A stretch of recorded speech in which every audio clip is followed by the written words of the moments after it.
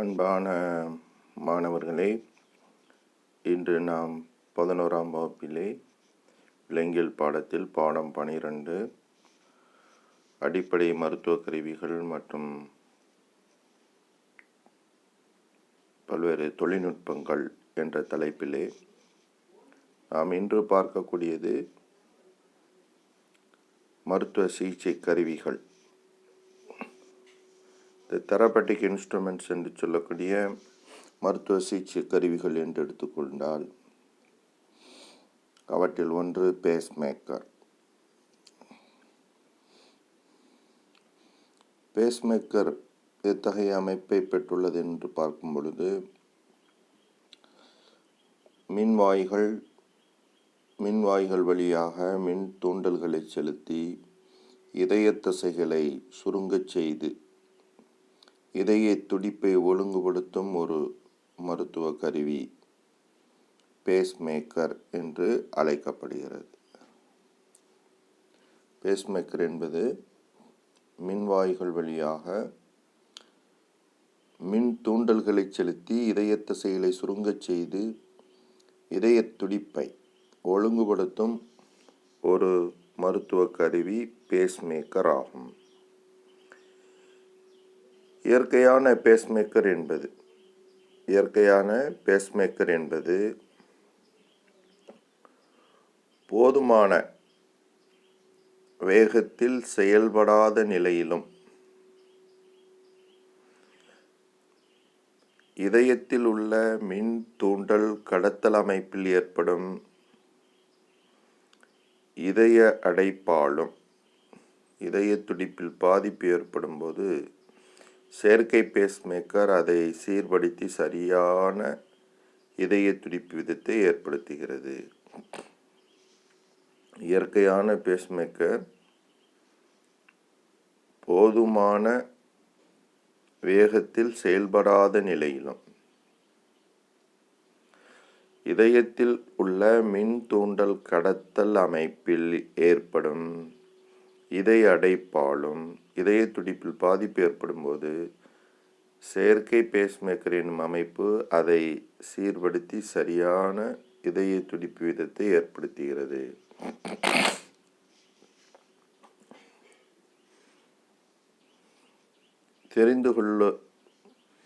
தெரிந்து கொள்ளும் விதமாக நமக்கு கொடுக்கப்பட்டுள்ளதில் சைனோ ஏட்ரியல் கணுவை பற்றி சொல்லியிருக்காங்க. சைனோ ஏட்ரியல் கணு, எஸ்சிஏ கணுன்னு சொல்லக்கூடிய இந்த கணுவானது சரியாக செயல்படாத நிலைக்கு சிக் சைனஸ் சிண்ட்ரோம் என்று அழைக்கின்றோம். சைனோ ஏட்ரியல் கணுவானது சரியாக செயல்படாத நிலைக்கு சிக் சைனஸ் சிண்ட்ரோம் என்று அழைக்கின்றோம். இதை சரி செய்வதற்கு நிரந்தர பேஸ்மேக்கர் கருவி பொருத்தும் முறை செய்யப்படுகிறது. இந்த சிக் சைனஸ் சிண்ட்ரோம், இந்த நோயை சரி செய்வதற்கு நிரந்தர பேஸ்மேக்கர் கருவி பொருத்தும் முறை செய்யப்படுகிறது.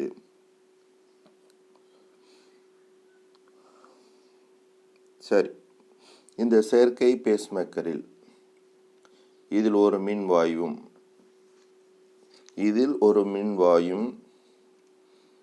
இதய துடிப்பு உற்பத்தி அமைப்பும் காணப்படுகிறது. இந்த இதய துடிப்பு உற்பத்தி அமைப்பு இறுக்கமாக மூடப்பட்ட ஒரு சிறிய பெட்டியினுள் லித்தியம் ஹாலைடு மின்கலங்களை கொண்டு அமைக்கப்பட்டுள்ளது. இதிலிருந்து கிடைக்கும் மின்னாற்றல் மற்றும் மின்னணு சுற்று ஆகியவை இதய துடிப்பு வீதத்தையும் மின் தூண்டலின் துடிப்பு அகலத்தையும் ஒழுங்குபடுத்துகின்றன. இந்த மின்கலமானது அல்லது இந்த மின்கலத்திலிருந்து கிடைக்கும் மின் ஆற்றல் மற்றும் மின்னணு சுற்று ஆகியவை இதய துடிப்பு வீதத்தையும் மின் தூண்டலின் துடிப்பு அகலத்தையும் ஒழுங்குபடுத்துகின்றன. செயற்கை பேஸ்மேக்கர் கருவியானது குறைந்த ஆற்றல் கொண்ட மின் துடிப்புகளை உருவாக்கி இதய துடிப்பை இயல்பு வீதத்தில் துடிக்கச் செய்கிறது.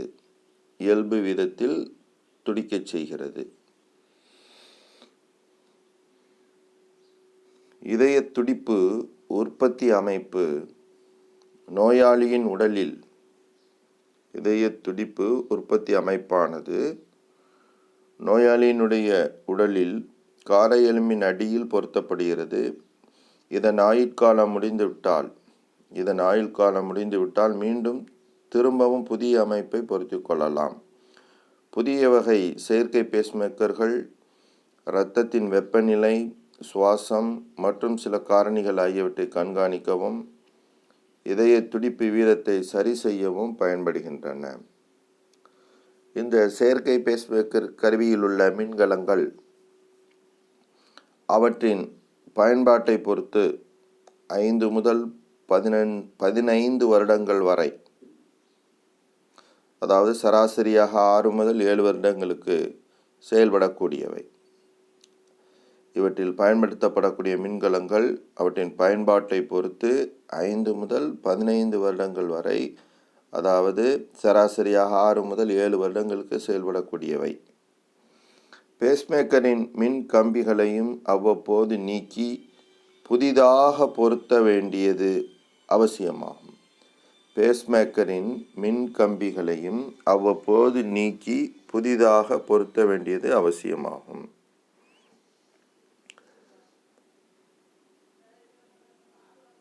தற்பொழுது நாம் பார்த்து கொண்டிருந்தது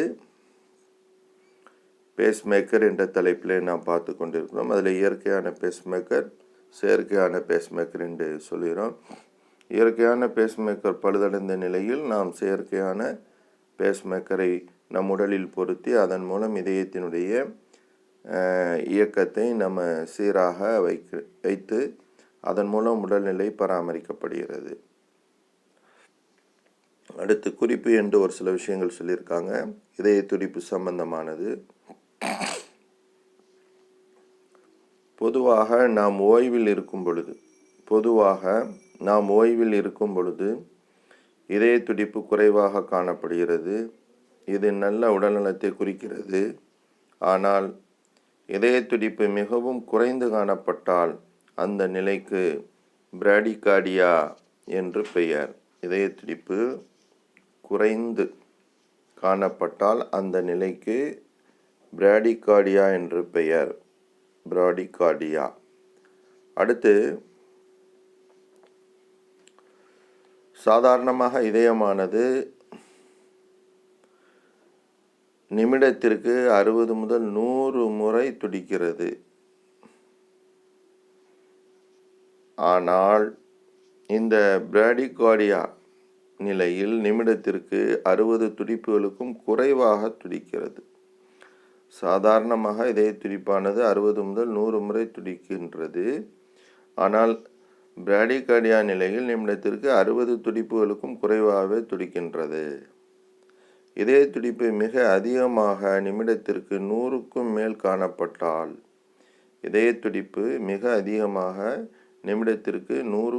காணப்பட்டால் அந்த நிலை டேக்கிகார்டியா என்று அழைக்கப்படுகிறது. டேக்கிகார்டியா நிலையின் போது இதய துடிப்பானது 100க்கும் மேல் காணப்படும். இயல்பாக இதய துடிப்பானது 60லிருந்து 100 வரை இருக்கும். 60க்கு கீழே இருந்தால் அது பிராடிகார்டியா என்றும், 100க்கு மேலே போனால் அது டேக்கிகார்டியா என்றும் அழைக்கப்படுகிறது. சரி, அடுத்து நாம் பார்க்கக்கூடியது மருத்துவ லேசர் கருவி.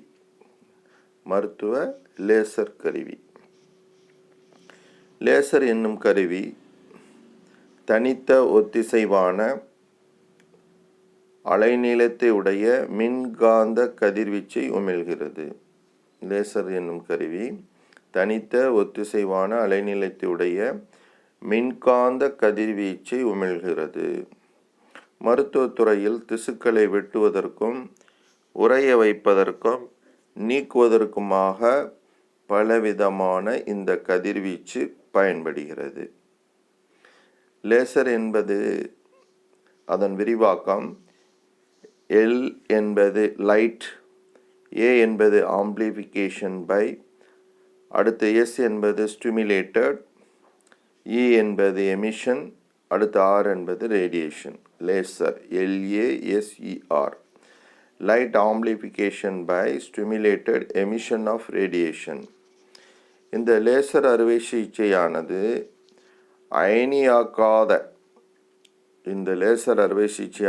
அயனியாக்காத கதிர்வீச்சுகளால் செய்யப்படுகிறது.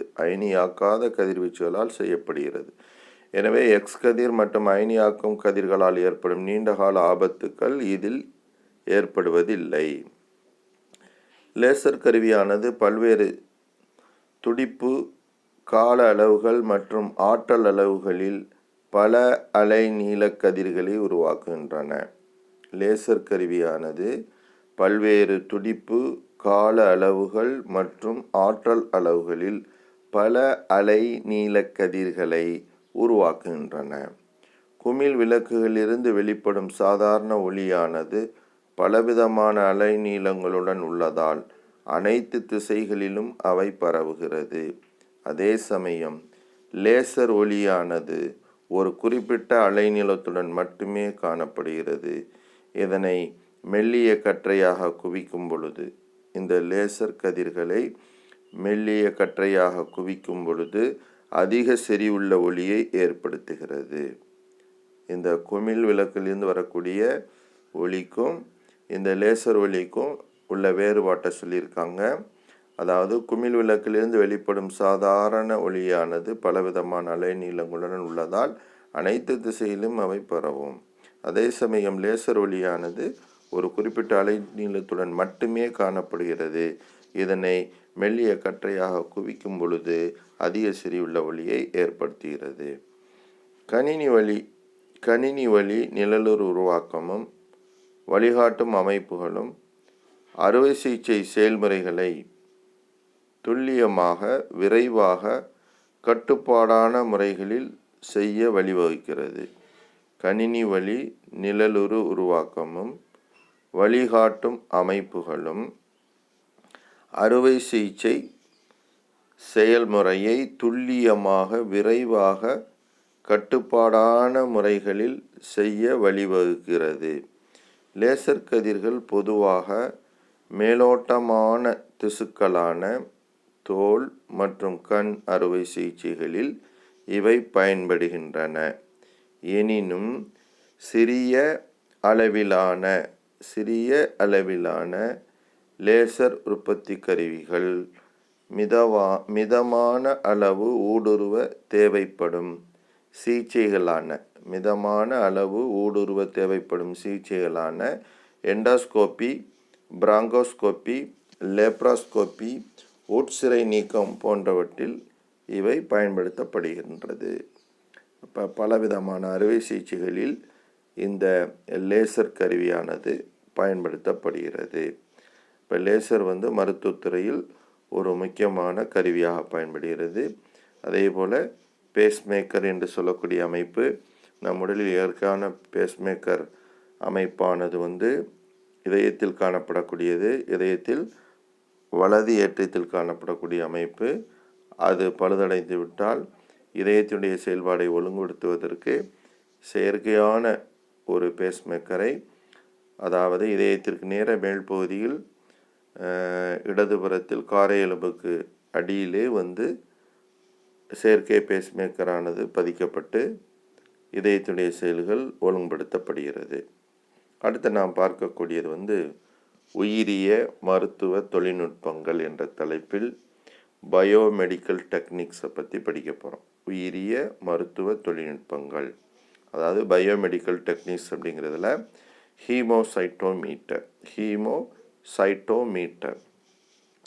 ஹீமோசைட்டோமீட்டரை பயன்படுத்தி இரத்த செல்களை எண்ணக்கூடிய முறை. ஆக்சுவலாக அதை ஹீமோசைட்டோமெட்ரி அப்படின்னு சொல்லுவாங்க. இப்போ நம்ம ஹீமோசைட்டோமீட்டரை பயன்படுத்தி எவ்வாறு இரத்த செல்கள் எண்ணப்படுகிறது என்பதை நம்ம பார்க்கணும்.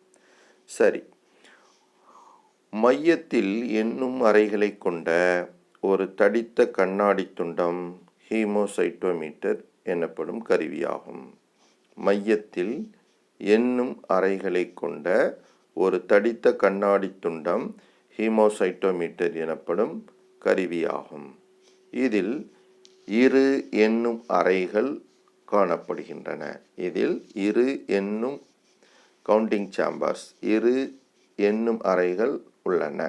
ஒவ்வொரு அறையும் 3 மில்லிமீட்டர் நீளமும் 3 மில்லிமீட்டர் அகலமும் கொண்ட மேம்படுத்தப்பட்ட நியூபார் கோடுகளை கொண்டவை. ஒவ்வொரு அறையும் 3 மில்லிமீட்டர் நீளம் மற்றும் 3 மில்லிமீட்டர் அகலம் கொண்ட மேம்படுத்தப்பட்ட நியூபார் கோடுகளை கொண்டவை. இவை முதன்மை அறைகள் என்று அழைக்கப்படுகின்றது. இவை முதன்மை அறைகள் என்று அழைக்கப்படுகின்றன. ஒவ்வொரு முதன்மை அறையும் 1 மில்லிமீட்டர் நீளம் மற்றும் 1 மில்லிமீட்டர் அகலம் கொண்ட 9 இரண்டாம் நிலை அறைகளாக பிரிக்கப்பட்டுள்ளன. ஒவ்வொரு முதன்மை அறையும் 1 மில்லிமீட்டர் நீளம் மற்றும் 1 மில்லிமீட்டர் அகலம் கொண்ட 9 இரண்டாம் நிலை அறைகளாக பிரிக்கப்பட்டுள்ளன. முதன்மை அறையில் 4 மூலைகளிலும் உள்ள அறைகள் ஒவ்வொன்றும் 16 மூன்றாம் நிலை அறைகளாக பிரிக்கப்பட்டுள்ளன. முதன்மை அறையின் 4 மூலைகளிலும் உள்ள அறைகள் ஒவ்வொன்றும் 16 மூன்றாம் நிலை அறைகளாக பிரிக்கப்பட்டுள்ளன. இவை வெள்ளை அணுக்களை எண்ணுவதற்கு பயன்படுகின்றன. இந்த 16 மூன்றாம் நிலை அறைகள் வெள்ளை அணுக்களை எண்ணுவதற்கு பயன்படுகின்றன. முதன்மை அறையின் மையத்தில் உள்ள இரண்டாம் நிலை அறை மட்டும் 0.2 மில்லிமீட்டர் நீளம் மற்றும் 0.2 மில்லிமீட்டர் அகலம் கொண்ட 25 மூன்றாம் நிலை அறைகளாக பிரிக்கப்பட்டுள்ளன. அதாவது முதன்மை அறையின் மையத்தில் உள்ள இரண்டாம் நிலை அறை மட்டும் 0.2 மில்லிமீட்டர் நீளம் மற்றும் 0.2 மில்லிமீட்டர் அகலம் கொண்ட 25 மூன்றாம் நிலை அறைகளாக பிரிக்கப்பட்டுள்ளன. இந்த மூன்றாம் நிலை அறைகள் ஒவ்வொன்றும் 16 மிகச்சிறு அறைகளாக பிரிக்கப்பட்டுள்ளது. இந்த மூன்றாம் நிலை அறைகள் கிட்டத்தட்ட அது மையத்தில் 25 காணப்படுகிறது. 25 மூன்றாம் நிலை அறைகள். இந்த மூன்றாம் நிலை அறைகள் ஒவ்வொன்றும் 16 மிகச்சிறு அறைகளாக பிரிக்கப்பட்டுள்ளன. மூன்றாம் நிலை அறைகளில் தீட்டப்பட்ட பின்னணி கொண்ட அனைத்து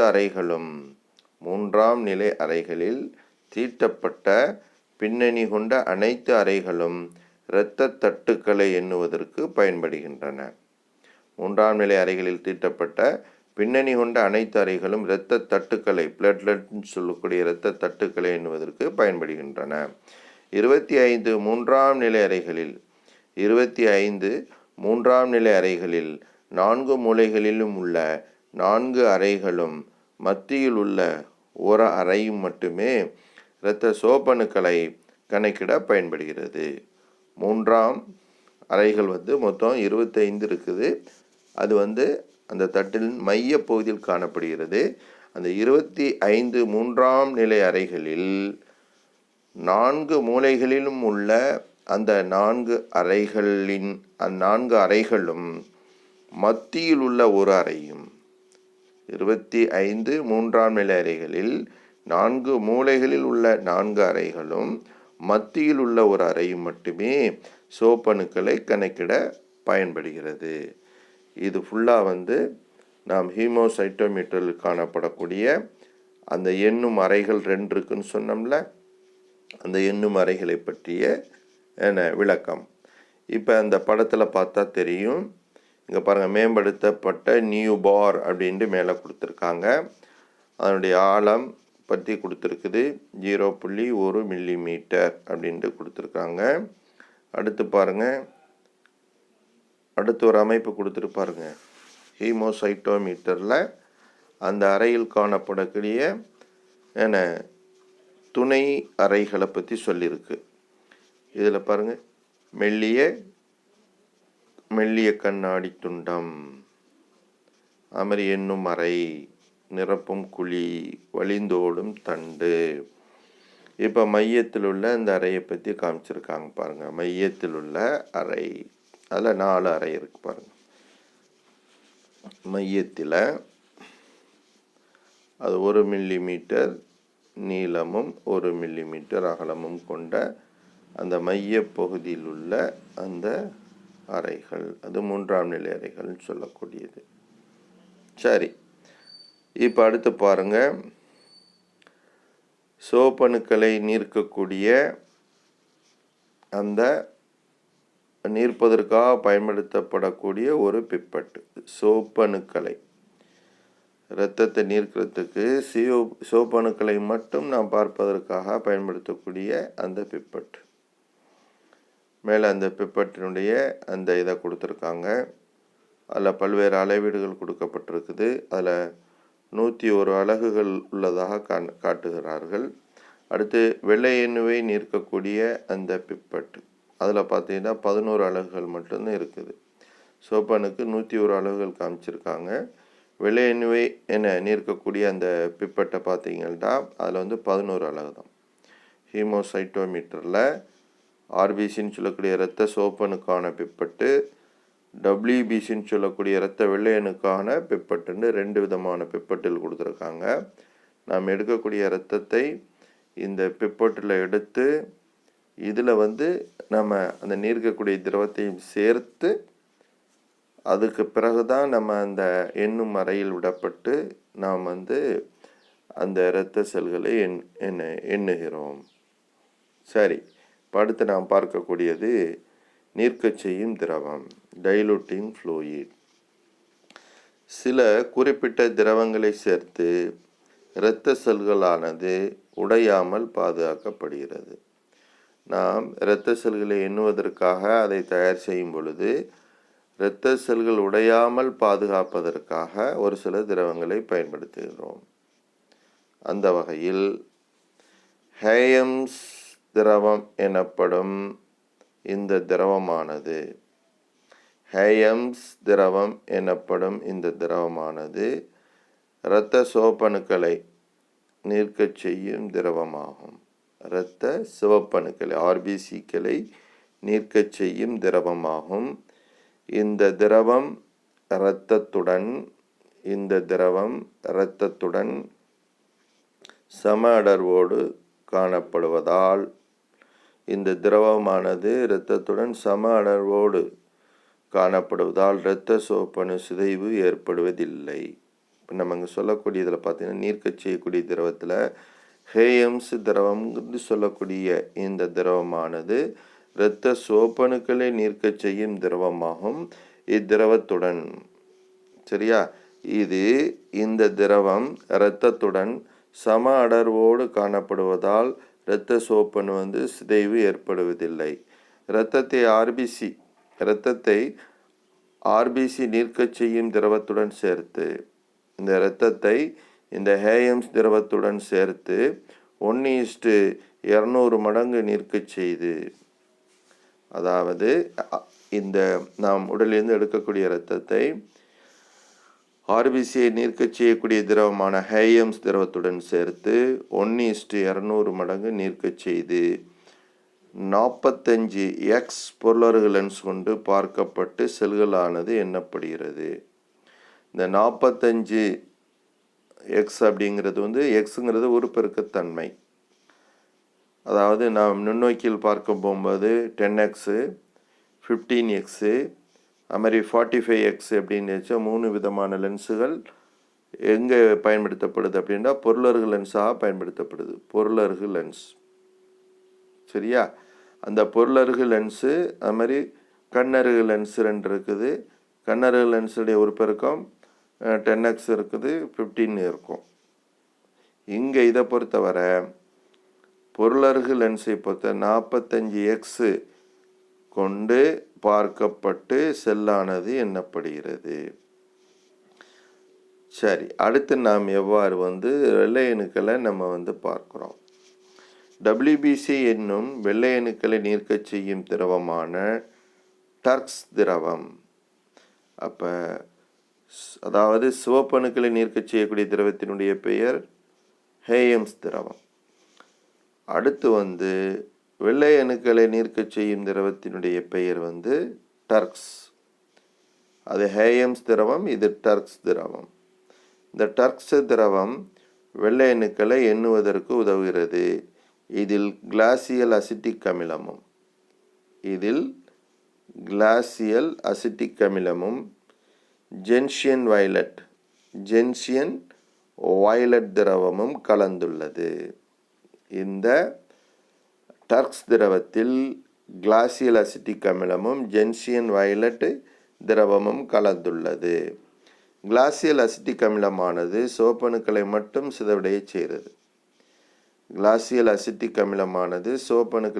சிதைவடைய செய்கிறது. ஜென்சியன் வயலட் ஆனது வெள்ளை அணுக்களின் உட்கருக்களை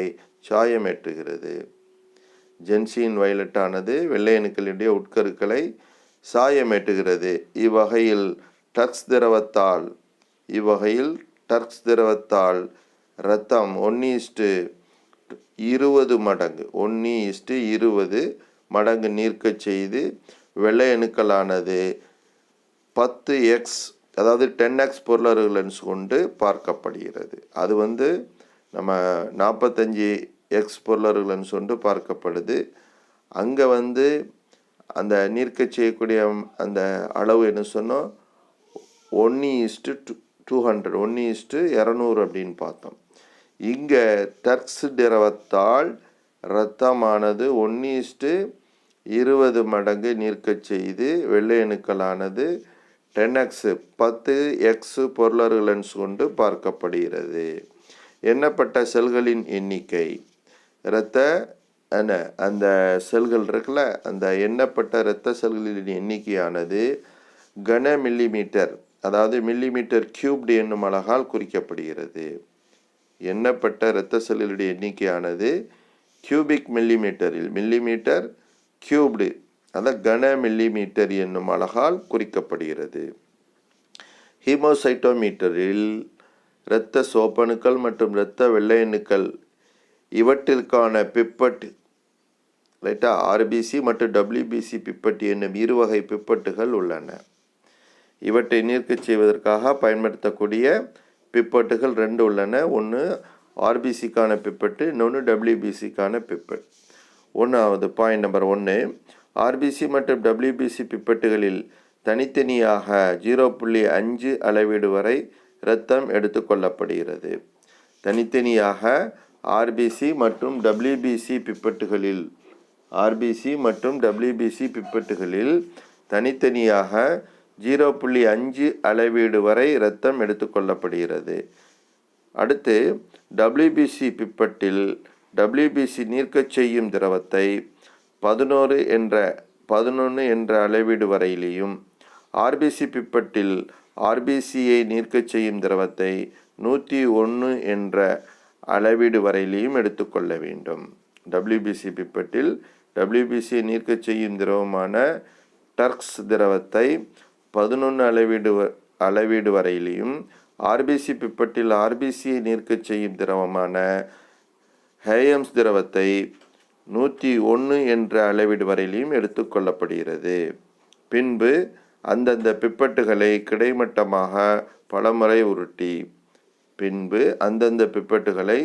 கிடைமட்டமாக பலமுறை உருட்டி நீர்க்கச் செய்யும் திரவமும் இரத்தமும் நன்கு கலக்கச் செய்யப்படுகிறது.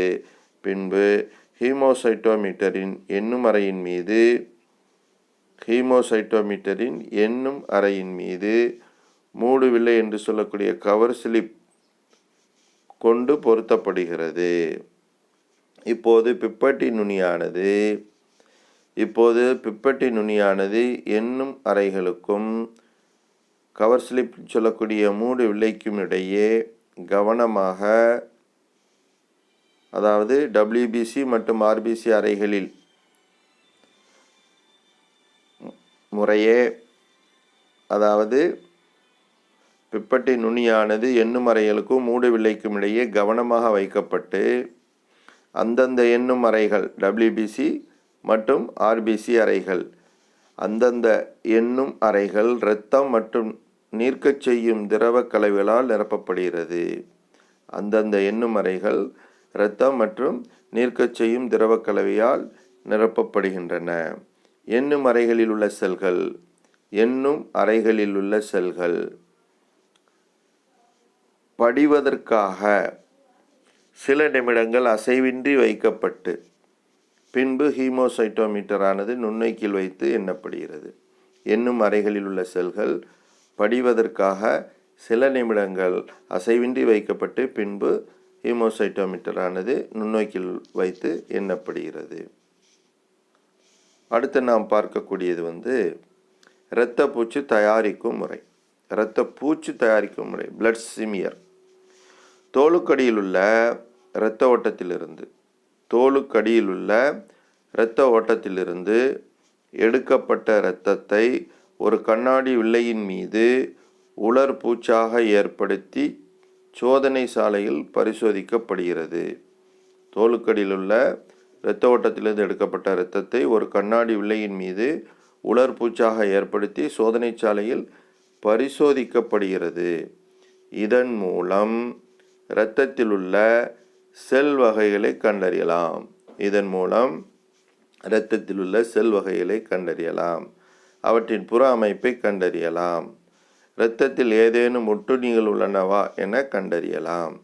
வேறுபட்ட நோய்களுக்கு ஏற்றவாறு நமது உடல் செய்யும் பிரதிவினைகளை கண்டறியலாம். இரத்தத்தில் உள்ள செல் வகைகளை கண்டறியலாம். அவற்றின் புற அமைப்பை கண்டறியலாம். இரத்தத்தில் ஏதேனும் ஒட்டுண்ணிகள் உள்ளனவா என கண்டறியலாம். வேறுபட்ட நோய்களுக்கு ஏற்றவாறு நமது உடல் செய்யும் பிரதிவினைகளையும் கண்டறியலாம். இரத்தப்பூச்சி எவ்வாறு செய்யப்படுகிறது என்பதற்கான அந்த படங்கள் கொடுத்துருக்குன்றாங்க. அந்த படத்தில் பார்த்தா தெரியும். 1வது படத்தில் பாருங்கள். அதாவது ஒரு தூய்மையான கண்ணாடி நழுவத்தில், கண்ணாடி ஸ்லைடு இருக்குல்ல, அதை நழுவுண்டு கண்ணாடி நழுவத்தில் ஒரு துளி இரத்தத்தை இடவும். இன்னொரு தூய கண்ணாடி நழுவத்தை அதன் மேல் படத்தில் காட்டியுள்ளவாறு சாய்வாக வைக்க வேண்டும். அடுத்து 2வது பாருங்கள். இரண்டாவது கண்ணாடி நழுவத்தின் நுனியை இரத்த துளியில் படுமாறு வைப்பதால் நுண்புழையேற்ற முறையில் இரத்தம் சிறிதளவு மேலேறுகிறது. அந்த மேலேறுகிற மாதிரி காமிச்சிருக்காங்க. அடுத்து 3வது ஸ்டெப் பாருங்கள். தற்போது இரண்டாவது நழுவத்தை முதல் நழுவத்தின் மீது விரைந்து நகர்த்தி முதல் நழுவத்தின் மீது விரைந்து நகர்த்தி ஒரு தீற்றலை, ஒரு பூச்சை ஏற்படுத்த வேண்டும். இந்த முறையில் தான் இரத்தப்பூச்சு உருவாக்கப்படுகிறது. இந்த இரத்தப்பூச்சு தயாரிக்கும் வழிமுறைகள் அப்படின்னு தலைப்பில் இந்த ஒரு 5 ஸ்டெப்பு கொடுத்துருக்காங்க. இரத்த பூச்சு தயாரிக்கும் வழிமுறைகள். சரியா? இரத்த பூச்சு தயாரிக்கும் வழிமுறைகளில் அந்த 5 ஸ்டெப்பு கொடுத்துருவோம். ஒரு தூய்மையான கண்ணாடி விலை எடுத்துக்கொண்டு அதன் ஒரு முனையில் இருந்து 1 சென்டிமீட்டர் தூரத்தில் ஒரு துளி இரத்தத்தை வைக்க வேண்டும். இந்த மேலே உள்ள அந்த படத்தில் காட்டின மாதிரி, இந்த மேலே உள்ள படத்தில் காட்டியிருக்கு பாருங்கள். இங்கே பாருங்கள், அது ஒரு துளி இரத்தம் வச்சுருக்காங்க. இந்த இருக்குல்ல, இதான் ஒரு துளி இரத்தம் வச்சுருக்கிற மாதிரி.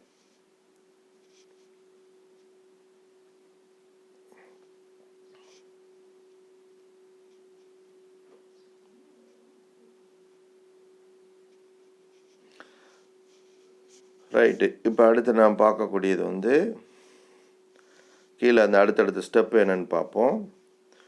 ஒரு தூய்மையான கண்ணாடி விலை எடுத்துக்கொண்டு அதன் ஒரு முனையில் இருந்து 1 சென்டிமீட்டர் தூரத்தில் ஒரு துளி இரத்தத்தை வைக்க வேண்டும். அடுத்து மற்றொரு தூய்மையான கண்ணாடி விலை எடுத்து அதன் ஒரு முனை இரத்த துளியில் படுமாறு 45 டிகிரி கோணத்தில் வைத்து விரைந்து ஒரே வீச்சில் நகர்த்தி ஒரு மெல்லிய தீட்டல் அல்லது பூச்சை ஏற்படுத்த வேண்டும்.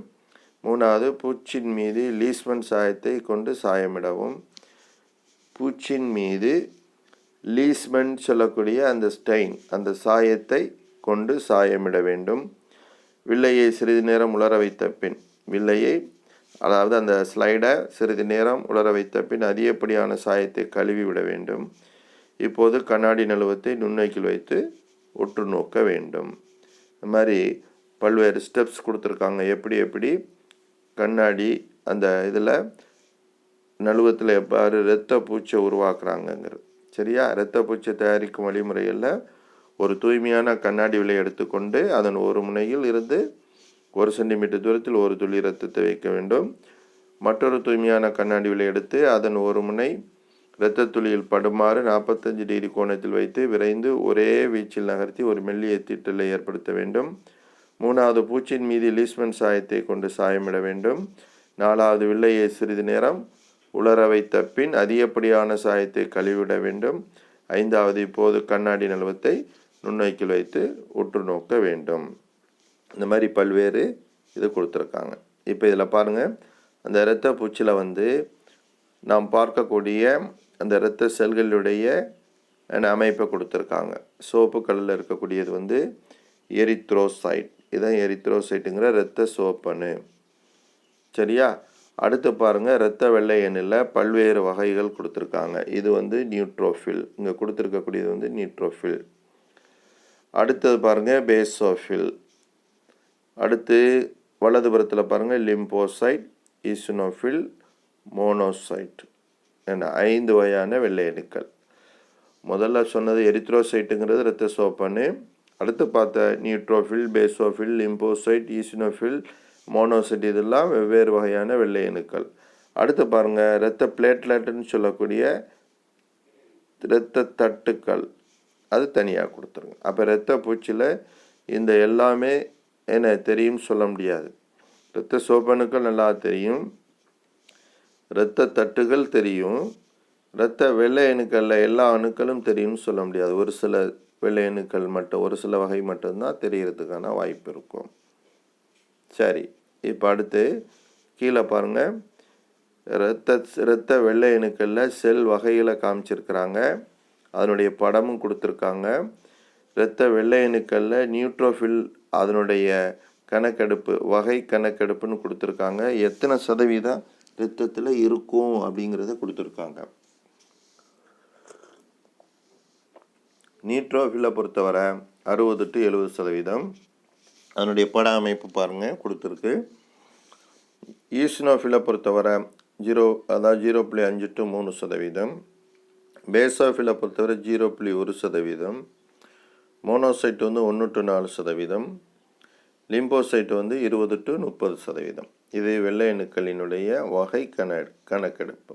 வெள்ளை அணுக்களில் 5 வகைகள் இருக்குது. அந்த 5 வகையில் எத்தனை சதவீதங்கள் இரத்தத்தில் இருக்கும் அப்படிங்கிறத காமிச்சிருக்காங்க. அதற்கான படங்கள் neutrophil, eosinophil, basophil, monocyte, lymphocyte. இதை இரத்த அணுக்களுடைய வகைகள். அடுத்து பாருங்கள், வகை கணக்கெடுப்பு அப்படின்னு கொடுத்துருவோம். வகை கணக்கெடுப்பு டிஃப்ரென்ஷியல் கவுண்ட். அதாவது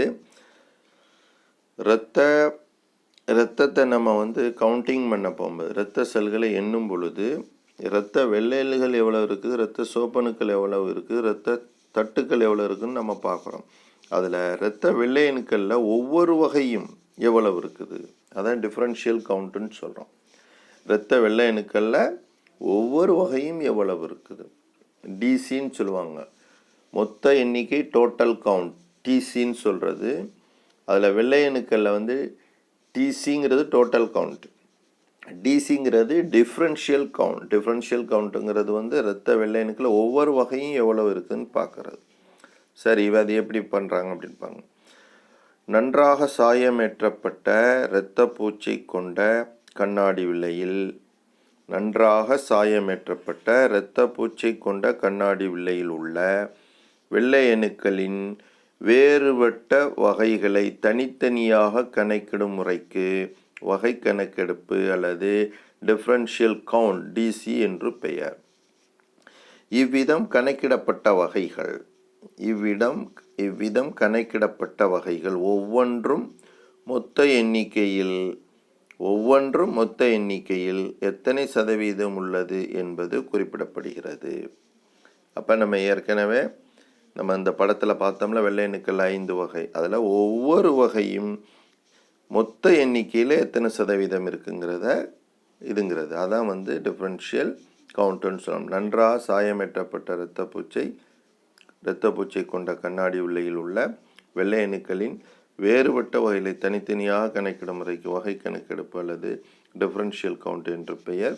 இவ்விதம் கணக்கிடப்பட்ட வகைகள் ஒவ்வொன்றும் மொத்த எண்ணிக்கையில் எத்தனை சதவீதம் உள்ளது என்பது குறிப்பிடப்படுகிறது. இதில் தெரிந்து கொள்வோம் என்று ஒரு சில விஷயம் கொடுத்துருக்காங்க. ஒரு மனிதர் தீவிரமான காய்ச்சல், தலைவலி மற்றும் உடல் சோர்வினால் பாதிக்கப்பட்டதால் மருத்துவரை அணுகினார்.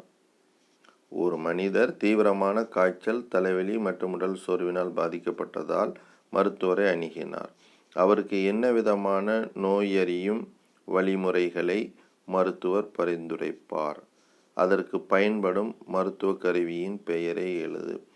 காய்ச்சல், தலைவலி இந்த மாதிரி இருந்தாவே முதல்ல இரத்தத்தை தான் சோதிப்பாங்க. இப்போ இரத்தத்தில் சோதிக்க போகும்போது இரத்த வெள்ளை அணுக்களுடைய கவுண்டிங் எவ்வளவு இருக்குது, அதில் வேறு ஏதாவது கிருமிகள் இருக்குதா, இரத்தத்தில் வேறு ஏதாவது கிருமிகள் இருக்குதா, இது போன்ற இதெல்லாம் பார்ப்பாங்க. இரத்தத்தில் அதாவது அவருக்கு உடல் ரீதியான ஏதாவது தொற்று இருந்தால் இரத்தத்தில் வெள்ளை அணுக்களுடைய கவுண்ட்டு கூடுவதற்கான வாய்ப்பு இருக்குது. வெள்ளை அணுக்களுடைய எண்ணிக்கை கூடுவதற்கான வாய்ப்பு இருக்குது. அதற்கு பரிந்துரைக்கப்படக்கூடிய அந்த மருத்துவ கருவி என்னவாக இருக்கும்? ஹீமோசைட்டோமீட்டரை பயன்படுத்தி அவர் என்ன பண்ணலாம், இரத்த பூச்சை எடுத்து அதில் எவ்வளவு எண்ணிக்கை இருக்குது கவுண்டிங் பண்ணுறது. இரத்த செல்களிலேயே எண்ணிக்கையில் சோப்பணி எவ்வளோ இருக்குது, இரத்த வெள்ளை அணுக்கள் ஒவ்வொரு வகையும் எவ்வளோ இருக்குங்கிறத பார்ப்பாங்க. இது போன்ற பல்வேறு விஷயங்களை நாம் இந்த ஹீமோசைட்டோமீட்டரை பயன்படுத்தி நாம் தெரிந்து கொள்ளலாம். இப்போ நம்ம இது வரைக்கும் பார்த்தது அடிப்படை மருத்துவ கருவிகளும் அதன் தொழில்நுட்பங்கள் தலைப்பில் நம்ம பார்த்தோம். இதோட இந்த பாடம் முடிவடைந்தது. நம்ம இறுதியாக பார்த்த அந்த இரத்த பூச்சு தயாரிக்கும் முறையை பற்றி பார்த்தோம். அது எதில் வரக்கூடியது அப்படின்னா ஹீமோசைட்டோமீட்டர் என்ற தலைப்பில் வரக்கூடிய ஹீமோசைட்டோமீட்டர் பயன்படுத்தி இரத்த செல்களை எப்படி என்றோம், இரத்த பூச்சி எப்படி உருவாக்குறோம் அப்படிங்கிறத பற்றி பார்த்தோம். இத்துடன் இந்த பாடம் முடிந்தது. இனி அடுத்து கடைசியாக ஒரு பாடம் இருக்குது, அதை அடுத்த வகுப்பில் பார்ப்போம். நன்றி.